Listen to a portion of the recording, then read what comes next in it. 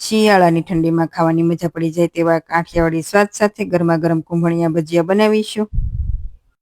તો ચાલો બનાવીએ. તો તેના માટે એક બાઉલ લઈ તેમાં 1 કપ લીલા ફ્રેશ ધાણા, સાથે 1 કપ લીલું લસણ, અડધો કપ મેથીની ભાજી, સાથે આદુ મરચાં ક્રશ કરેલા. મરચાં તમારા તીખા જોઈએ પ્રમાણે તમારે એડ કરવાના, અને મરચાંના ટુકડા એડ કરવા હોય તો પણ તમે કરી શકો.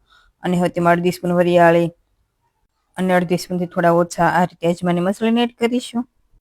સાથે 1 પિંચ જેટલી હળદર પાવડર, 1 પિંચ જેટલી હિંગ અને સ્વાદ પ્રમાણે નમક એડ કરીશું. સાથે અડધા લીંબુનો રસ એડ કરી સારી રીતે મિક્સ કરી લેવાનું. હવે તેમાં 1 કપ બેસન એડ કરીશું. જો બેસનની જગ્યાએ તમારે ચણાનો લોટ એડ કરવો હોય તો પણ તમે કરી શકો.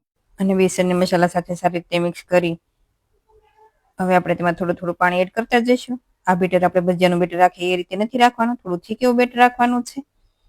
એટલે આ રીતે થોડું થોડું પાણી એડ કરતા જઈશું અને આ રીતે થોડું થીક એવું બેટર બનાવીશું. એટલે કુંભળિયા ભજીયા છે એ ખૂબ જ સારા બનશે. સાથે તેલ પણ ગરમ છે. તો આ રીતે નાના નાના કુંભળિયા ભજીયા એડ કરતા જઈશું અને ગેસની ફ્લેમ મીડિયમ રાખીશું. એટલે એકદમ સારા એવા ક્રિસ્પી એવા અને અંદરથી સોફ્ટ એવા થઈ જશે. પણ જો તમારે વધારે ક્રિસ્પી રાખવા હોય તો થોડી વાર મીડિયમ ફ્લેમ રાખવાની અને થોડી વાર સ્લો ફ્લેમ રાખવાની.